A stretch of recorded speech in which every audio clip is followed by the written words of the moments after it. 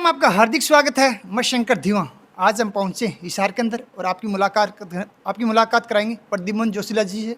पत्रकार हैं, राजनीतिक विशेषज्ञ हैं और साथ में राजनीति का काफ़ी अच्छा ज्ञान रखते हैं। और इस बार उन्होंने साफ तौर पर कहा कि आने वाले विधानसभा चुनाव में मैं भी अपनी ताल ठोकूंगा। और सर से ये भी जानेंगे क्या निर्दलीय लड़ेंगे या पार्टी के साथ। लेकिन पहले हम हरियाणा के मुद्दों पर बातचीत करेंगे कि सरकार 9 साल बीजेपी की रही तो क्या काम हुए या नहीं। सर नमस्कार। जी नमस्कार। सभी दर्शकों को प्रद्युमन जोशीला की तरफ से नमस्कार, राम राम। सर मैं बात करूं हरियाणा की, जी। आप काफ़ी अच्छी राजनीतिक आपको जानकारी है और मैं ये पूछना चाहता हूं कि 9 साल खट्टर सरकार, जी पास या फेल। देखो, पास या फेल वो तो जब चुनाव आएगा तो लोग बताएंगे, लेकिन फिलहाल जैसा लग रहा है जिस तरह से 2014 में मनोहर लाल के नेतृत्व में भारतीय जनता पार्टी की सरकार बनी, उसके बाद उन्होंने कितने अच्छे काम किए, उसका परिणाम 2019 के विधानसभा चुनाव में सरकार को मिला। जब सरकार के 2 मंत्रियों अनिल विज और डॉक्टर बनवारी लाल, उनको छोड़ के सरकार के सारे मंत्री हार गए और कई मंत्री तो इतने बुरी तरह से हारे कि उनके बहुत हज़ारों वोटों से उनको लोगों ने पराजित किया। वही सेम सिचुएशन जो आज के सिनेरियो में दिखाई दे रही है। प्रदेश के जितने मंत्री हैं, अगले चुनाव में मैं इतना तो ज़रूर कह सकता हूँ, आज के हालात को देखते हुए उनमें से बहुत से हारेंगे और कई तो बड़ी बुरी तरह से हारेंगे, क्योंकि जो मंत्री हैं वो मंत्री पूरे हरियाणा प्रदेश का होता है, लेकिन कई मंत्री तो ऐसे हैं जो अपने एक विधानसभा क्षेत्र तक से भी बाहर नहीं जाते। अपने ज़िले तो बहुत दूर की बात है, लेकिन उस विधानसभा क्षेत्र में भी उनकी ये हालात होगी कि आने वाले समय में जमानत बचाना भी कईयों के लिए बड़ा टेढ़ा होगा। सर बात करूं हरियाणा की राजनीति की, कांग्रेस और एनएलडी। जी कांग्रेस 10 साल से और लोकदल 25 साल से संघर्ष कर रही है। साथ में 2 नई पार्टी आई, जेजेपी और आम आदमी पार्टी। तो सर मैं ये समझूं कि कांग्रेस की लगातार विपक्ष आपके समक्ष रैलियां हो रही हैं और आईएनएलडी हर घर पर हर क्षेत्र में जाकर जनता से मिलने कितना प्रभाव है। देखो, कांग्रेस में सबसे बड़ी समस्या क्या है? वैसे तो ये भूतकाल से आती रही है कांग्रेस में, तो गुटबाजी, और आज भी कांग्रेस में वो गुटबाजी बड़ी चरम सीमा पर है। कांग्रेस का एक और इतिहास रहा है, जब जब कांग्रेस ने एक नेता के नेतृत्व में चुनाव लड़ा है तो कांग्रेस हमेशा आती रही है। जब उन्होंने सामूहिक नेतृत्व में चुनाव लड़ा हो, चाहे 2005 का चुनाव हो, बेसिंग चौधरी भजनलाल प्रदेश अध्यक्ष थे कांग्रेस के और भूपेंद्र सिंह हुड्डा उस समय विपक्ष के नेता थे, लेकिन उस समय मुख्यमंत्री के 7-8 दावेदार थे, तो कांग्रेस एक तरफा आई।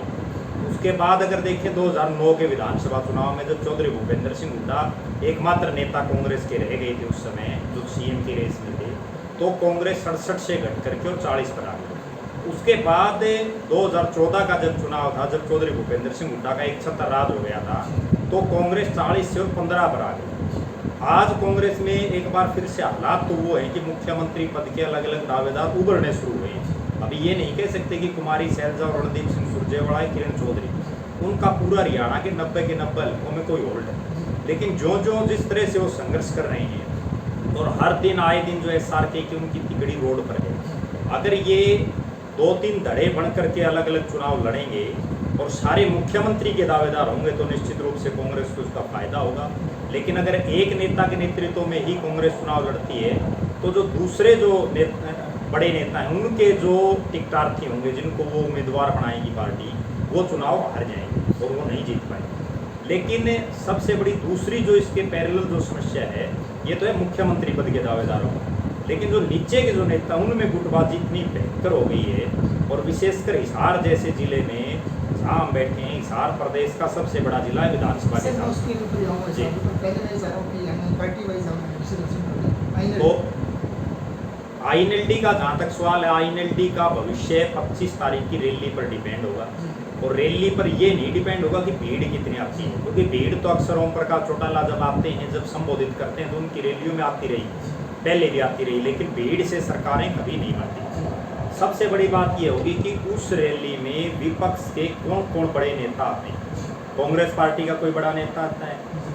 आज जो ओम प्रकाश चौटाला जी की पार्टी है, उसकी निगाहें इस बात पर हैं कि इंडिया जो बनाया हुआ INDIA, कांग्रेस लेड जो अलायंस है विपक्षी दलों का, उसमें इनेलो शामिल होती है नहीं, क्योंकि नहीं, वो नहीं, चूंकि अभी तक वो गए नहीं हैं, लेकिन संभावनाएं ऐसी हैं कि कुछ बड़े नेता जैसे नीतीश कुमार हैं, लालू प्रसाद यादव हैं, फारूक अब्दुल्ला हैं, वो जो चौटाला परिवार के नज़दीकी हैं, तो वो इस कोशिश में हैं कि ओम प्रकाश चौटाला की पार्टी भी इस इंडिया गठबंधन में शामिल हो। अगर वो उसमें शामिल होते हैं तो उसका जो एक तरह से मृत प्राय जो INLD हो गई है उसमें कोई एक संजीवनी मिलेगी।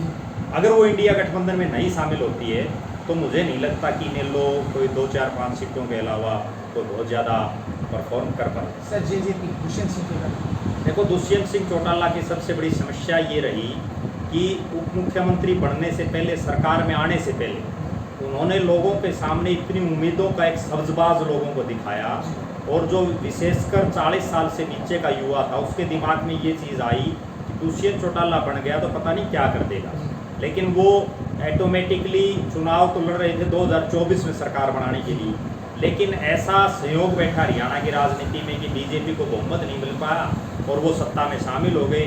दुष्यंत चौटाला के जैसे ही सरकार में शामिल हुए तभी से लोगों में नाराज़गी बढ़नी शुरू होगी, क्योंकि जो आदमी सत्ता में बड़ी उम्मीदों के साथ आता है और तब लोगों के काम नहीं हो पाते तो निश्चित रूप से उसका विरोध होना स्वाभाविक है। अब दुष्यंत चौटाला के सामने सबसे बड़ी समस्या जो आ खड़ी हुई है वो ये खड़ी हो गई है कि वो ठीक है, उचाना से उन्होंने चुनाव लड़ लिया, अब तक ये पोजीशन क्लियर नहीं है कि अगला विधानसभा चुनाव बीजेपी और जेजेपी इकट्ठा लड़ेंगी, अलग अलग लड़ेंगी। अगर दोनों इकट्ठा लड़ते हैं तो दुष्यंत चौटाला को उसका माइलेज मिलेगा, क्योंकि जो नॉन जाट वोट है वो बीजेपी की तरफ से आ जाएगा, और जाट वर्ग में एक नाम है परिवार का। अगर जेजेपी ने अलग से चुनाव लड़ा तो मुझे नहीं लगता कि उनके कोई ऐसी हालात तो 2-4 सीटों पर मुकाबला हो, हालात जैसे 1-10 सीट नहीं आ पाए ना नहीं आ पाए, आज के सिनेरियो में तो नहीं आ पाए। आम आदमी पार्टी नहीं पाई। देखो, आम आदमी पार्टी के पास एक बहुत सुनहरा मौका है हरियाणा की राजनीति में। हरियाणा के लोग जिस तरह से दिल्ली और पंजाब में कांग्रेस से, बीजेपी से, अकाली दल से जो लोग ऊब चुके थे, वही सेम सिनेरियो हरियाणा में है।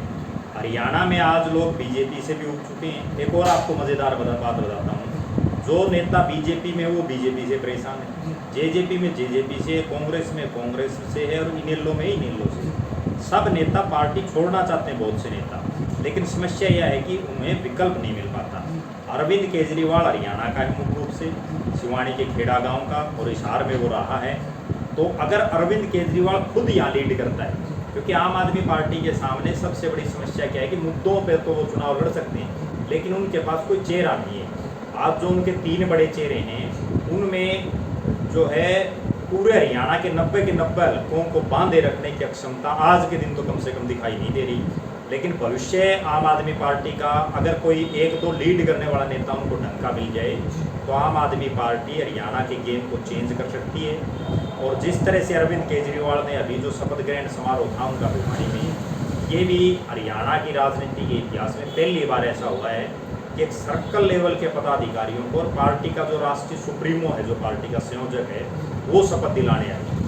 तो निश्चित रूप से, और एक और सबसे बड़ी बात आम आदमी की जो दिखाई दे रही थी, वो अनुशासित पार्टी दिखाई दे रही थी, जबकि कांग्रेस में तो हर रोज जूत बज रहा है, जिसकी वजह से वो लगातार जो है बैक जा रही आए। सर बात करूँ हिसार की, 9 विधानसभाएं और अभी लोकसभा चुनाव भी आने वाले हैं। जी। बीजेपी के ब्रजेंद्र सिंह जी 40,000 से ज़्यादा वोटर जीत गए हैं। आपको बताएंगे जो 3 और जो उम्मीदवार थी उनके से भी ज़्यादा तो उसकी जीत की जी। है। तो क्या अपने 9 हल्के हैं जहाँ पर लगातार पानी की समस्या रही, नलवा हो, आदमपुर हो, पानी से जूझते रहे हैं, आपको बताइए। तो जो हमारा जो सांसद महोदय है, क्या जनता की उम्मीदों में खरा उतर पाया?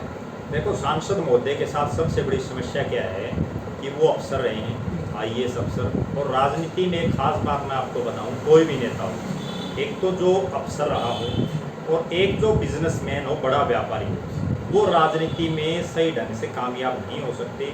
वो फील्ड की राजनीति नहीं कर सकते ना। वो सारा दिन, अगर हम ये समझें कि एक IAS की नौकरी इतने साल करने वाला अधिकारी लोगों के घर घर जा करके लोगों की समस्याएं सुनेगा, तो वो उस नेता जो अफसर है उसके लेवल को वो मैच नहीं कर पाती। ये तो मतलब एक संयोग कह सकते हैं हम, या नरेंद्र मोदी की एक लहर थी। दूसरा एक चीज़ और भी थी कि यहाँ चौधरी भजनलाल के जो पोते थे भव्य बिश्नोई, उनका भी खुद का कोई जनाधार उस दौर में नहीं था जिनके ज़माने जब्त हुई।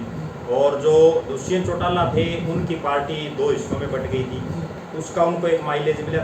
तीसरी एक सबसे बड़ी बात ये होती है, जब एक नया चेहरा उभर के आता है तो लोग उसको हाथों हाथ लेते हैं। ब्रजेंद्र सिंह के साथ सबसे बड़ी समस्या क्या है कि वो बुद्धिमान भी हैं, समस्याओं को समझते भी हैं, लेकिन समस्या ये है कि एक तो चौधरी वीरेंद्र सिंह का जो भी मुख्यमंत्री बनता है उनसे एक राजनीतिक टकराव रहता है, जिससे वो चाहे मनोहर लाल खट्टर जी के साथ लगा लो, या उससे पहले चौधरी भूपेंद्र सिंह हुड्डा जब चीफ मिनिस्टर थे और वीरेंद्र सिंह वित्त मंत्री थे, क्योंकि उनके अंदर जो 1991 से जो सीएम बनने का एक ख्वाब है वो अभी तक मिटा नहीं है चौधरी वीरेंद्र सिंह का, और जब तक वो नहीं मिटेगा तब तक ब्रजेंद्र सिंह के भी 2 काम नहीं अक्टूबर को उन्होंने अभी रैली का जी। प्लान चल रहा हो सकता है कि पार्टी का उन्होंने साथ 32 उम्मीदवार अपने खड़े करें, वो आपको पता है। हाँ जी। दूसरी मेरा आपसे लास्ट क्वेश्चन ये है, हल्का नंबर आपने दावेदारी ठोक दी और साफ तरह बोल दिया कि पार्टी जैसी भी है मैं अपना डिसीजन तो खुद लूँगा और वेट एंड वॉच में भी हो। जी। दूसरी तरफ आप अभी जैसे हम बातचीत कर रहे हैं कि जो नेता अपने आप को मानते हैं कि मैं नलवा के लिए फिट हूँ और मेरी जनता मुझे कांग्रेस को रोज बीजेपी हो कि मैं ही इस बार जीत के आऊँगा, तो आपने ये बोल दिया लगभग सारी भारी है, तो आपकी दावेदारी नलवा से कितनी % मालूम है कि आप बोल सकते हो कि मैं इस बार विधायक करके संविधान में बैठूँगा? नहीं, मेरी तो बिल्कुल 100% है, 100% चुनाव लड़ेंगे और चुनाव जीतेंगे। इस बार नलवा विधानसभा क्षेत्र के लगभग 1,75,000 जो वोटर हैं वो चुनाव जीतेंगे, और पहली बार नलवा विधानसभा क्षेत्र को 3 योजना हो गए बने हुए। पहली बार नलवा की जनता को ऐसा नुमाइंदा मिलेगा जो उनके हक हकूक और उनके अधिकारों की बात को उठाएगा। आज तक जिन लोगों ने इस विधानसभा क्षेत्र का प्रतिनिधित्व किया है उन्होंने विकास के नाम पर हल्के में कुछ नहीं किया, सिर्फ भाई भतीजावाद तक वो सीमित रहे।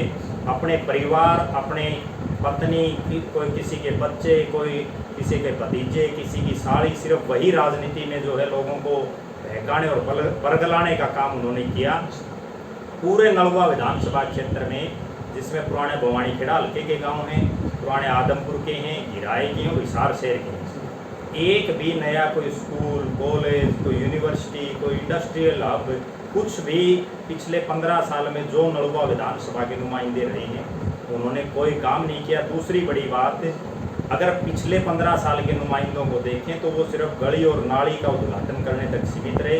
एक विधायक का ये काम नहीं होता, वो चाहे सत्ता पक्ष में हो चाहे विपक्ष में हो, वो अपने हक और अधिकार की आवाज़ को ना केवल विधानसभा में बल्कि रोड पर भी उठाए, और इतनी बुलंद उसकी आवाज़ होनी चाहिए, क्योंकि वो एक सिंगल आदमी नहीं है, वो 1,75,000 जनता का जनप्रतिनिधि है। उसको जब तक वो इलाके की बातों को नहीं उठाएगा, और एक सबसे बड़ी समस्या भी इसमें क्या है, जो लोग यहाँ से चुनाव जीते या जो लोग यहाँ से चुनावी तैयारी कर रहे हैं उन्हें सबसे बड़ी बात तो ये है कि इस इलाके की समझ ही नहीं है। वो उनमें से अधिकतर लोग ऐसे हैं जो बाहरी हैं। हमारे इस नलवा विधानसभा क्षेत्र में एक सेक्टर 15 पड़ता है। सेक्टर 15 में कोई भी नेता, कोई भी व्यापारी किस्म का नेता 200 गज की प्लाट लेकर के, 400 गज का प्लाट लेकर के वहाँ कोठी बना करके अगर ये समझे कि मैं नलवा हल्के से चुनाव जीत जाऊँगा या मैं नलवा हल्के के लोगों की आवाज़ बनूँगा, तो वे उसकी मूर्खता है, क्योंकि उसको यही नहीं पता कि गोरछी, गावड़, बासड़ा, सरसाना से लेकर के नलवा, बालावास, आपका बूरे, बाटियाँ, शाड़वा, तलवंडी, इन गाँव में समस्या क्या है, किस गांव में किस गोद के लोग रहते हैं, किस गांव में कौन सा टोला, कौन सा कुनबा बड़ा है, उनको ना किसानी की समझ है, ना उनको। एक और ख़ास बात मैं बताना चाहूँगा, और विशेषकर नलवा की जनता को आपके माध्यम से, जो लोग, जो नेता टाइप के लोग सेक्टरों में निवास करते हैं, उन्हें नलवा के गांव, ढाणियों और जो कॉलोनियाँ हैं उनकी मूलभूत सुविधाओं का ना पता। जब उनको पता ही नहीं है तो उसका समाधान कहाँ से करवा देंगे। इसलिए नलवा की लगभग 2.25 लाख जो वोटर हैं उनको इस बार ऐसा फैसला लेना होगा, इन सेक्टर के जो नेता हैं इनसे बच करके कोई अपने अंदर का आम घर, आम परिवार के भाई बेटे को आगे लाएं और उसको जिताएं। व्यापारी किस्म का कोई भी नेता होगा वो टोटली एक इन्वेस्टर होता है, वो इन्वेस्टमेंट करता है, और उस इन्वेस्टमेंट के जरिए वो अगर 5 लाख रुपए आपके यहाँ लगाएगा तो 50 लाख रुपए कमाएगा। जी सर, मेरा लास्ट काउंटडाउन प्रश्न जी। है और उसके ऊपर विश्लेषण नहीं करना, जी। ऐसे आप लोग आपके साथ। जी।